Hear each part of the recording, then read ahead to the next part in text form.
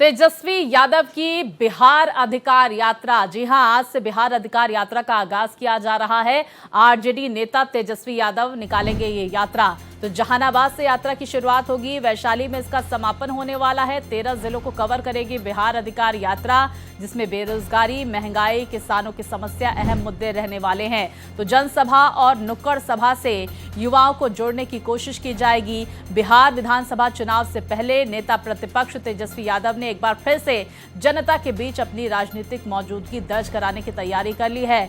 16 सितंबर यानी कि आज के दिन वो बिहार अधिकार यात्रा की शुरुआत करने वाले हैं, जो 5 दिनों तक चलेगी और 20 सितंबर को वैशाली में इसका समापन होगा। इस यात्रा के जरिए वो केंद्र सरकार की नीतियों, बढ़ती बेरोजगारी, महंगाई और किसानों की समस्याओं को जनता के सामने मुख्य मुद्दा बनाकर पेश करेंगे।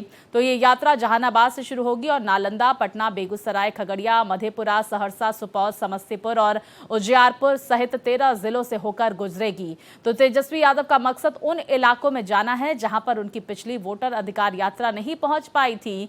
जनसभाओं, पदयात्राओं और नुक्कड़ सभाओं के जरिए वो युवाओं को नौकरी, किसानों को समर्थन मूल्य और गरीबों को राहत जैसे वादों के साथ जोड़ने की कोशिश करने वाले हैं। तो देखिए, बिहार अधिकार यात्रा के जरिए जनता के बीच पहुंचने की कोशिश यहां पर की जाएगी।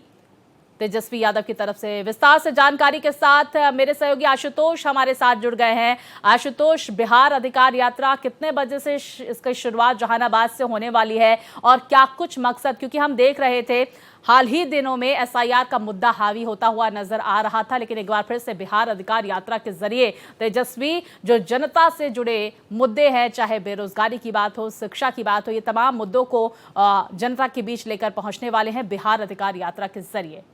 देखिए, आज की यात्रा का अगर शेड्यूल की बात करें तो 9 बजे से शाम 5 बजे तक की ये यात्रा निर्धारित है। और इस यात्रा के स्वरूप पे अगर चर्चा करें तो जिस तरह से वोटर अधिकार यात्रा था, बिहार अधिकार यात्रा इसका नाम दिया गया है। जिस अंदाज में कांग्रेस के साथ मिलकर एसआईआर के मुद्दे पर तेजस्वी बिहार के लोगों के बीच अलग जगा रहे थे और कांग्रेस माइलेज लेने की कोशिश की, उसी का ये परिणाम माना जा रहा है। जानकारों की माने तो तेजस्वी यादव अपने मूल बुनियादी मुद्दों के साथ बिहार अधिकार यात्रा पे निकल रहे हैं, यानी वो रोजगार, शिक्षा, स्वास्थ्य और लॉ एंड ऑर्डर जैसे मुद्दों के साथ जिस अंदाज में आगे बढ़ रहे थे, एक बार उसी तरह शिफ्ट होने की कोशिश कर रहे हैं। अब तेजस्वी यादव का एसआईआर से बदले हैं और सीधे तौर पे बुनियादी मुद्दों पे केंद्रित हो गया है।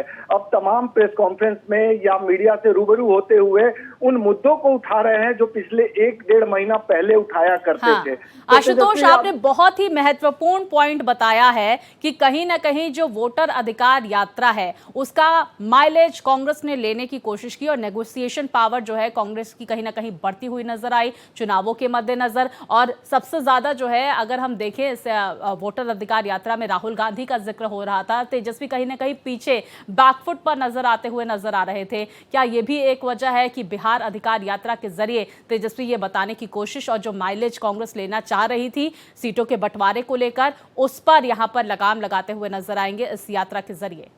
बेशक आपने सही कहा। जिस अंदाज में राहुल गांधी ने माइलेज लिया वोटर अधिकार यात्रा के दौरान, उसके बाद कांग्रेस का मनोबल बढ़ा, सीट शेयरिंग के लिए दबाव कांग्रेस बनाना शुरू कर दी और उसी का यह परिणाम है कि तेजस्वी यादव को कहीं न कहीं ये लगा कि हम बिहार में बड़े भाई की भूमिका में हैं और ऐसी स्थिति में कांग्रेस दबाव बनाती है तो जिन 150 सीटों पे दावा हम कर रहे हैं उसमें कटौती हो जाएगी। तो इसी के बचाव के लिए तेजस्वी यादव जिस अंदाज में आगे बढ़ रहे हैं ताकि वो बिहार में बड़े भाई की भूमिका निभाएं और महागठबंधन में सबसे बड़े दल के रूप में अपने को स्थापित कर सकें। तो इसी की ये कड़ी मानी जा रही है और बिहार अधिकार यात्रा के जरिए बिहार के लोगों के बीच अलख जगाएंगे और साथ ही अपनी पार्टी को, संगठन को मजबूत करते हुए एक संदेश देंगे कि बिहार में एनडीए के अल्टरनेट के रूप में सिर्फ और सिर्फ तेजस्वी यादव हैं। तो एक कोशिश है तेजस्वी यादव की कांग्रेस अपने स्तर पे दम भर रही है कि हमें ज्यादा से ज्यादा सीटें चाहिए। हाँ। अभी तक निगोशिएशन नहीं हो पाया है। तो इसी दौरान तेजस्वी यादव कांग्रेस को भी बताना चाहते हैं और एनडीए को भी ये दिखाना चाहते हैं कि अपोजिशन में हम सबसे बड़ी पार्टी हैं। हाँ, बड़े भाई की सबसे भूमिका बड़ी पार्टी भी आशुतोष, और समझने की ये भी कोशिश होगी कि कांग्रेस जिस तरह से राहुल गांधी भी मुख्यमंत्री के रूप में तेजस्वी यादव का जिक्र करते हुए नजर नहीं आए। हालांकि उन्होंने कई मंचों से ये जरूर बोला कि अब जब लोकसभा चुनाव होंगे तो महागठबंधन की तरफ से, इंडिया ब्लॉक की तरफ से प्रधानमंत्री बनाने की कोशिश राहुल गांधी को की जाएगी अगर जो इंडिया ब्लॉक अच्छे सीट्स लाता है तो। लेकिन कहीं ना कहीं कांग्रेस और राहुल गांधी इस पर चुप्पी साधते हुए नजर आए। तो क्या ये भी एक वजह हो सकती है कि तेजस्वी यादव अकेले ये यात्रा निकाल रहे हैं और ये समझाने की कोशिश की बड़े भाई की भूमिका में आरजेडी तो नजर आएगी, लेकिन बड़ा चेहरा जो है वो तेजस्वी यादव ही होंगे? देखिए, पहले कांग्रेस के तमाम नेताओं ने भावी मुख्यमंत्री उम्मीदवार होने से इनकार किया तेजस्वी यादव के लिए, और फाइनली जब राहुल गांधी ने चुप्पी साध ली तो तेजस्वी यादव को ये लगने लगा कि कहीं ना कहीं कांग्रेस एक रणनीति के तहत आगे बढ़ रही है और ये खुलासा नहीं कर रही है। जबकि तेजस्वी यादव ने साफ साफ मंच से कहा कि भावी प्रधानमंत्री के रूप में हमारे राहुल गांधी होंगे। तो अपने एक तरह से कहें दिल खोल के स्वागत किया तेजस्वी यादव ने और कांग्रेस ने चुप्पी साध ली। ये बात भी आरजेडी को बुरी लगी और लगातार मीडिया में ये खबरें भी बनी।